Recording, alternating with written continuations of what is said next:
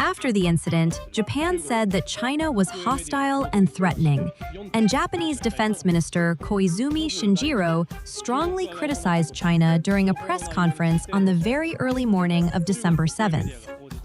Conversely, the Chinese MFA rejected Japan's rhetoric of a Chinese aggression, and the state media and Yuyuan Tantian posted audio evidence of Japan acknowledging China's act of conducting training. Let's hear what they said.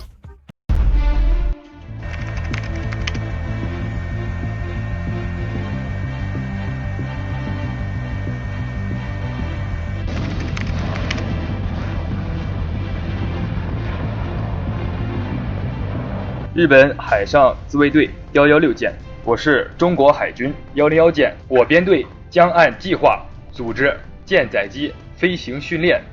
This is China Navy Warship 101. Our formation organizes shipboard aircraft flight training as planned. Over.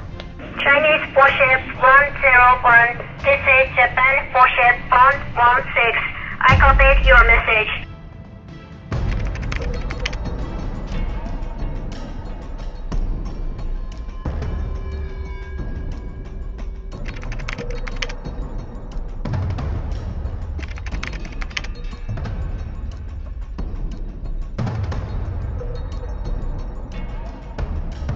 This directly refuted Japan's claim, and Koizumi also admitted that Japanese ships got the message.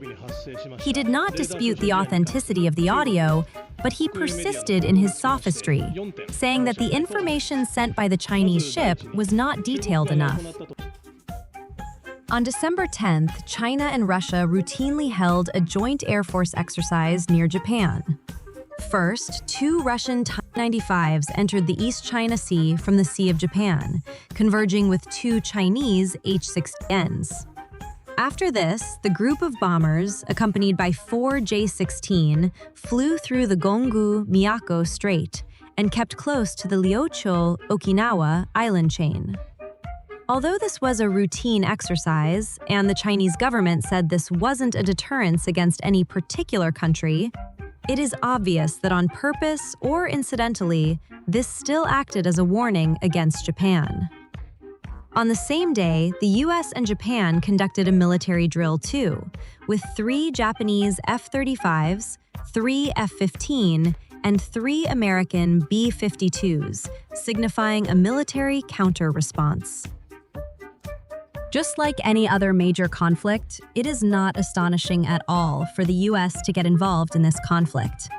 America's interests in this are complex and multifaceted, and the closest approximation may be that the US wants Japan to occupy China's attention in the Pacific, but does not hope to see a full-scale war between them that may drag the US in.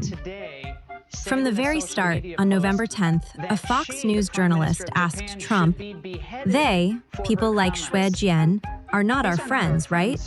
An apparent attempt to steer Trump into criticizing China.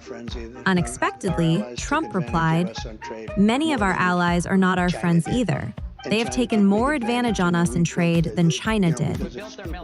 This reply was seen by many as a deflection from the traditional US-Japan alliance, as Trump somewhat seemed to support China.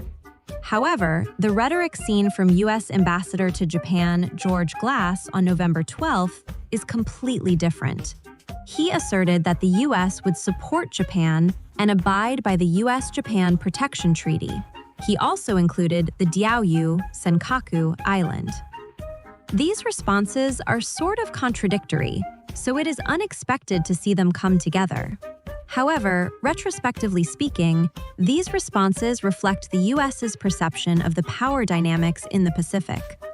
As seen in US's recent national security strategy, the US wants to focus on affairs in the Americas, but does not want a new global superpower to appear and threaten its control in other regions.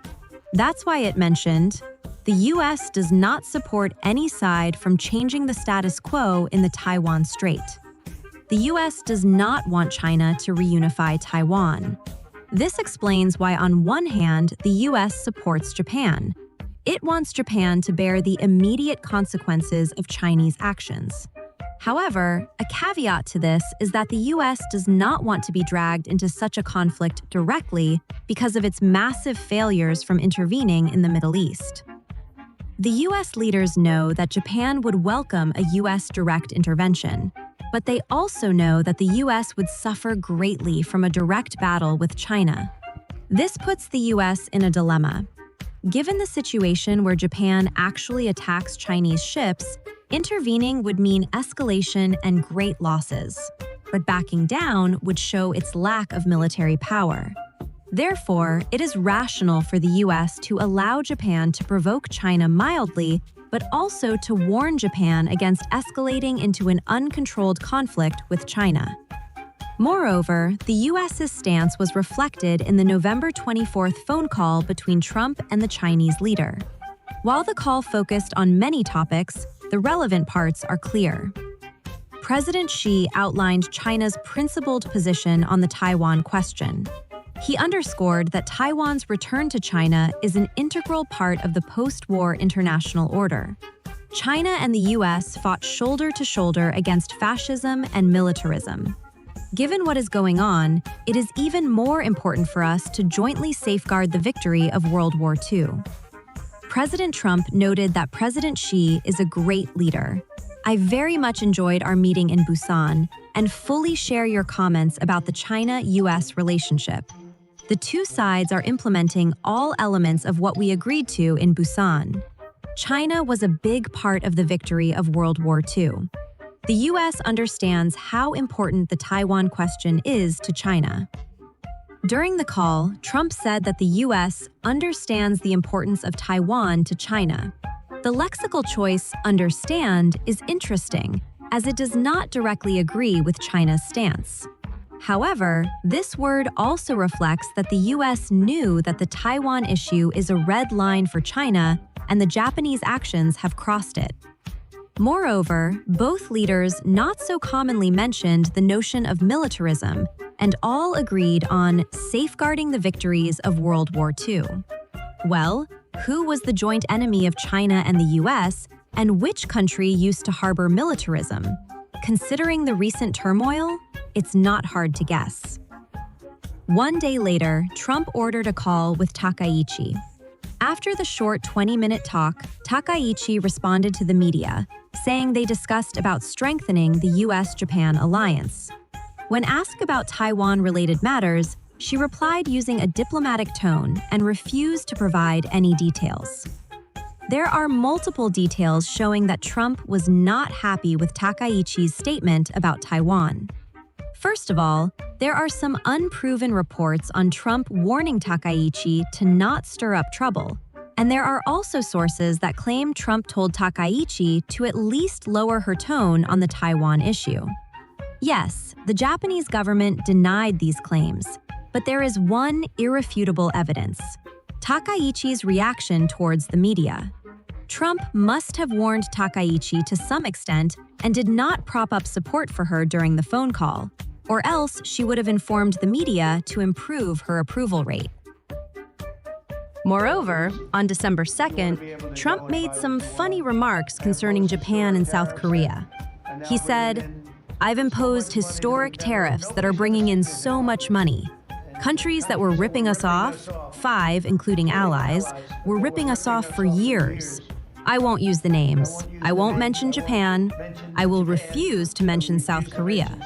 I will not mention names, but they were ripping us off like nobody's ever been ripped off before."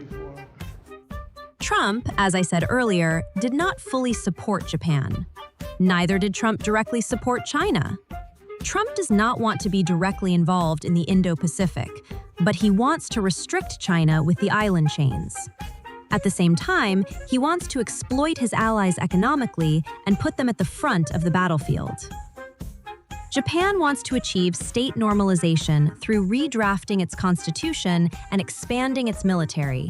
And Takaichi even dares to provoke China on the Taiwan issue for activating right-wing support.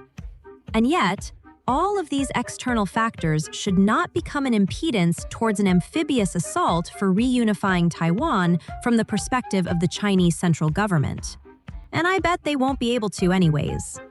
China should take care of the Taiwan issue at its own pace, by increasing its military power and readiness regardless of what Takaichi or Trump say.